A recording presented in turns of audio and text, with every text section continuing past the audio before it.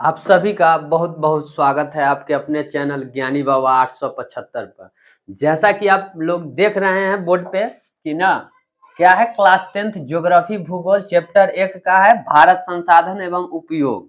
ठीक है, तो इसका जो हम लेक्चर है फर्स्ट और सेकंड अपलोड हो चुका है, जिसमें कि हम पाठ को पढ़ाए थे।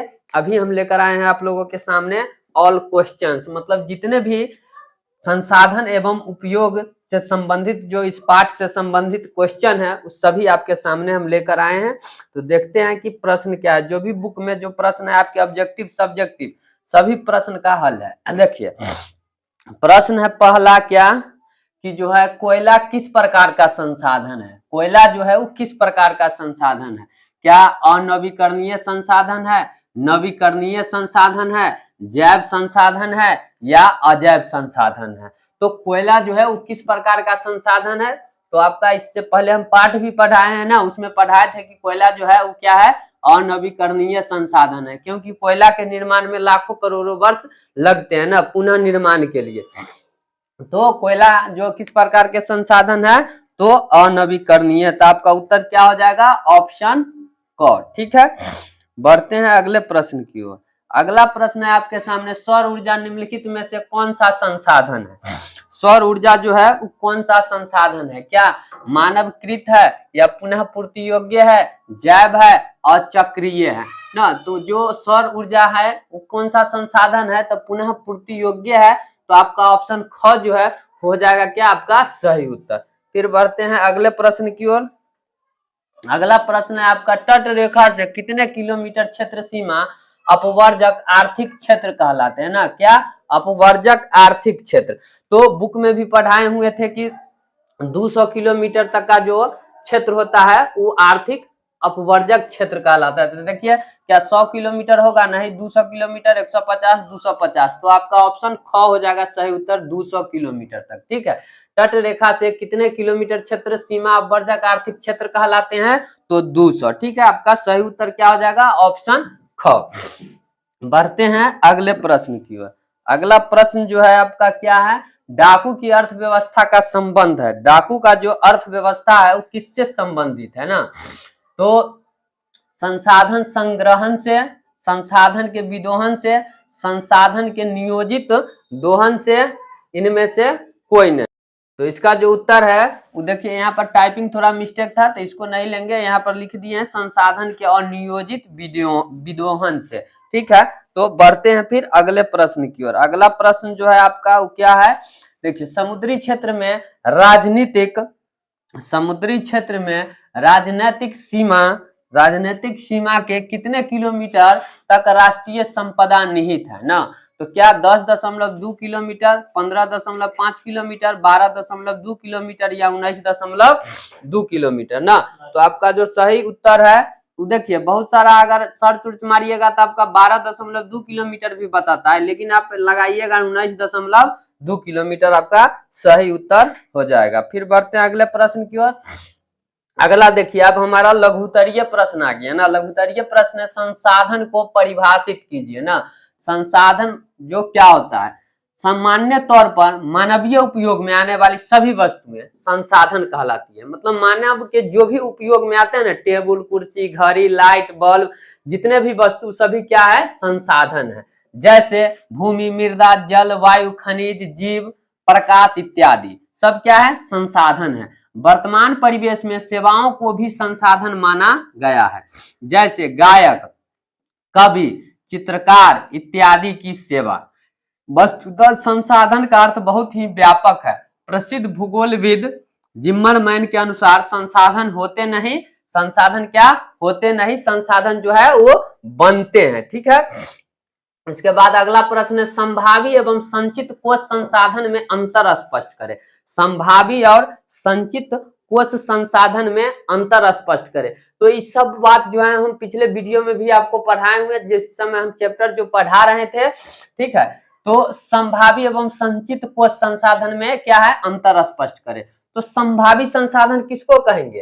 तो ऐसे संसाधन जो किसी क्षेत्र विशेष में मौजूद होते हैं ना, यानी उपस्थित रहते हैं, जिसे उपयोग में लाए जाने की संभावना रहती है ना, जिसको कि उपयोग में लाया नहीं गया हुआ है लेकिन उसको लाने की संभावना बनी रहती है, जिसका उपयोग अभी तक नहीं किया गया हो। जैसे हिमालयी क्षेत्र का खनिज अधिक गहराई में होने के कारण दुर्गम है ना, जो हिमालय क्षेत्र की खनिज जो है वो क्या है, अधिक गहराई में है, जिसके कारण उसको होने के कारण वो क्या है, दुर्गम है, मतलब सुविधा से उपलब्ध नहीं हो सकता है।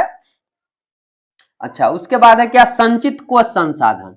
वास्तव में ऐसे संसाधन भंडार के ही अंश है जिसे उपलब्ध तकनीक के आधार पर प्रयोग में लाया जा सकता है, किंतु इनका उपयोग प्रारंभ नहीं हुआ अभी तक। इसका जो है संचित कोश संसाधन का प्रारंभ नहीं हुआ है क्या, उपयोग। जैसे नदी का जल भविष्य में जल विद्युत के रूप में उपयोग हो सकता है, ठीक है। तो इस प्रकार से क्या है, संसाधन। यदि आप स्क्रीनशॉट लेना चाहते हैं तो एकदम अच्छे से प्यार से स्क्रीनशॉट ले सकते हैं। यदि वीडियो पसंद आ रहा हो तो जरूर लाइक कीजिएगा और चैनल को जरूर सब्सक्राइब कर लीजिएगा, क्योंकि क्लास 10th के प्रत्येक विषय का हर एक चैप्टर से आप लोगों को पढ़ाया जाएगा और उससे संबंधित ऑब्जेक्टिव सब्जेक्टिव सभी प्रश्न आपके अपने चैनल ज्ञानी बाबा 875 चैनल पर बहुत ही अच्छे तरह से आपका क्लास 10th का तैयारी कराया जाएगा। तो अगला प्रश्न क्या है, संसाधन संरक्षण की उपयोगिता को लिखिए। संसाधन जो संरक्षण है उसकी उपयोगिता को लिखना है ना। सभ्यता एवं संस्कृति के विकास में संसाधन की अहम भूमिका होती है ना। सभ्यता की बात कर ले एवं संस्कृति के विकास में जो है संसाधन की बहुत महत्वपूर्ण भूमिका होती है, किंतु संसाधनों का विवेकपूर्ण या अतिशय उपयोग विविध सामाजिक, आर्थिक, सांस्कृतिक एवं पर्यावरणीय समस्याओं को जन्म देता है। इन समस्याओं के समाधान हेतु विभिन्न स्तरों पर संरक्षण की आवश्यकता होती है ना। और अगला प्रश्न क्या है ये देखते हैं। अगला प्रश्न जो है आपके सामने कि संसाधन निर्माण में तकनीक की क्या भूमिका है, स्पष्ट कीजिए। संसाधन के निर्माण में जो है तकनीक की क्या भूमिका है। देखिए, संसाधन निर्माण में तकनीक की भूमिका अत्यंत ही महत्वपूर्ण होती है, क्योंकि अनेक प्रकृति प्रदत्त वस्तुएं तब तक संसाधन का रूप नहीं लेती जब तक कि किसी विशेष तकनीक द्वारा उन्हें उपयोग नहीं बनाया जाता है ना। जब तक उसको मनुष्य उपयोग वाला नहीं बनाया जा सकता, उपयोग नहीं कर सकता, वो संसाधन नहीं हो सकता है ना, कि किसी विशेष तकनीक द्वारा उन्हें उपयोगी नहीं बनाया जाता। जैसे नदियों के बहते जल से पनबिजली उत्पन्न करना ना, बहती हुई वायु से पवन ऊर्जा उत्पन्न करना, भूगर्भ में उपस्थित खनिज अयस्कों का शोधन कर उपयोगी बनाना, इन सभी में अलग अलग तकनीकों की आवश्यकता होती है, ठीक है। तो अगला प्रश्न जो है आपके सामने अब क्या है, अगला प्रश्न है संसाधन के विकास में सतत विकास की अवधारणा की व्याख्या कीजिए ना। क्या करना है, संसाधन के विकास में सतत विकास की अवधारणा की व्याख्या करना है। देखिए, संसाधन मनुष्य के जीविका का आधार है ना। संसाधन जो है क्या है, मनुष्य की जीविका यानी जिंदगी जीने का क्या है, आधार है। जीवन की गुणवत्ता बनाए रखने के लिए संसाधनों के सतत विकास की अवधारणा अति आवश्यक है। संसाधन प्रकृति प्रदत्त उपहार है। संसाधन क्या है, तो प्रकृति प्रदत्त यानी प्रकृति के द्वारा दिया गया क्या है, उपहार है, की अवधारणा के कारण मानव ने इनका अंधाधुंध दोहन किया है, जिसके कारण पर्यावरणीय समस्याएं भी उत्पन्न हो गई है। व्यक्ति का लालच लिप्सा ने संसाधनों का तीव्रतम दोहन कर संसाधनों के भंडार में चिंतनीय ह्रास ला दिया है ना। यानी व्यक्ति का जो लालच है ना, लालच लिप्सा, वो तो कभी छूटने वाला है नहीं ना। अगर 2-4 करोड़ रुपया का जरूरी है, 2-4 करोड़ हो गया तो आप सोचिएगा कि अंबानी बन जाए, तो लालसा तो है, लेकिन उससे क्या हुआ है कि जो संसाधन का तीव्रतम मतलब बहुत तेजी से ना दोहन कर संसाधनों के भंडार में मतलब बहुत कमी, चिंतनीय ह्रास दिया है ना, बहुत कमी हो गया। संसाधनों का केंद्रीकरण खास लोगों के हाथों में आने से समाज 2 स्पष्ट भागों में संपन्न और विपन्न में बंट गया है, ठीक है। उसके बाद संपन्न लोगों द्वारा स्वार्थ के वशीभूत होकर ना, जो भी संपन्न व्यक्ति है उनके द्वारा स्वार्थ ना, अपने स्वार्थ के लिए वशीभूत होकर संसाधनों का विवेकहीन दोहन किया गया। जिससे विश्व परिस्थितिकी में घोर संकट की स्थिति उत्पन्न हो गई, जैसे भूमंडलीय तापमान, ओजोन अपक्षय, न पर्यावरण प्रदूषण, अम्ल वर्षा इत्यादि। ठीक है, उसके बाद क्या है, उपयुक्त परिस्थितियों से निजात पाने, विश्व शांति के साथ जैव जगत को गुणवत्तापूर्ण जीवन लौटाने के लिए सर्वप्रथम समाज में संसाधनों का न्याय संगत बंटवारा अपरिहार्य है ना, मतलब निश्चित रूप से जरूरी है। अर्थात संसाधनों का नियोजित उपयोग हो, इससे पर्यावरण को बिना क्षति पहुंचाए भविष्य की आवश्यकताओं के मद्देनजर वर्तमान विकास को कायम रखा जा सकता है। ऐसी अवधारणा सतत विकास कही जाती है, जिसमें वर्तमान के विकास के साथ साथ भविष्य सुरक्षित रह सकता है ना। यदि आपको यह वीडियो पसंद आ रहा हो तो जरूर से जरूर इसे लाइक, शेयर और चैनल को सब्सक्राइब करना ना भूले। यदि आप चाहते हैं इसका स्क्रीनशॉट लेना तो स्क्रीनशॉट भी आप ले सकते हैं। फिर बढ़ते हैं अगले प्रश्न की ओर। अगला प्रश्न है क्या कि स्वामित्व के आधार पर संसाधन के विभिन्न स्वरूपों का वर्णन कीजिए ना। तो स्वामित्व के आधार पर जो है संसाधन कितने होते हैं, 4 प्रकार के होते हैं ना। 4 प्रकार में व्यक्तिगत संसाधन, सामुदायिक संसाधन, राष्ट्रीय संसाधन और अंतरराष्ट्रीय संसाधन। तो बात करते हैं यहाँ व्यक्तिगत संसाधन। ऐसे संसाधन किसी खास व्यक्ति के अधिकार क्षेत्र में होते हैं, जिसके बदले में वे सरकार को लगान भी चुकाते हैं, जैसे भूखंड, घर व अन्य जायदाद ही संसाधन है जिस पर लोगों का निजी स्वामित्व है। बाग बगीचा, तालाब, कुआं इत्यादि भी ऐसे ही संसाधन है जिन पर व्यक्ति निजी स्वामित्व रखता है ना, उसका अपना अधिकार होता है।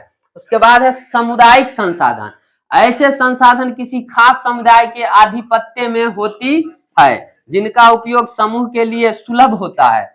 गांवों में चारण भूमि, शमशान, मंदिर या मस्जिद परिसर, सामुदायिक भवन, तालाब ना, ये सब क्या है तो सामुदायिक संसाधन है। नगरीय क्षेत्र में इस प्रकार के संसाधन सार्वजनिक पार्क, पिकनिक स्थल, खेल के मैदान, मंदिर, मस्जिद, गुरुद्वारा एवं गिरजाघर के रूप में ये संसाधन संबंधित समुदाय के लोगों के लिए सर्वसुलभ होते हैं। इसके अगला पॉइंट क्या है, तो अगला इसमें क्या हो जाएगा आपका राष्ट्रीय संसाधन। तो कानूनी तौर पर देश या राष्ट्र के अंतर्गत सभी उपलब्ध संसाधन राष्ट्रीय हैं ना। जो भी कानूनी तौर पर देश में जो उपलब्ध है संसाधन सभी क्या है, राष्ट्रीय संसाधन है। देश की सरकार को वैधानिक हक है कि वे व्यक्तिगत संसाधनों का अधिग्रहण आम जनता के हित में कर सकती है ना। व्यक्तिगत संसाधन का जो अधिग्रहण है वो मतलब आम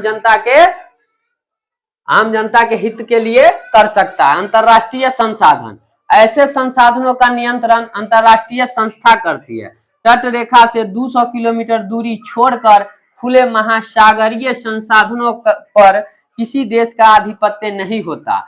ऐसे संसाधन का उपयोग अंतरराष्ट्रीय संस्थाओं की सहमति से किसी राष्ट्र द्वारा किया जा सकता है।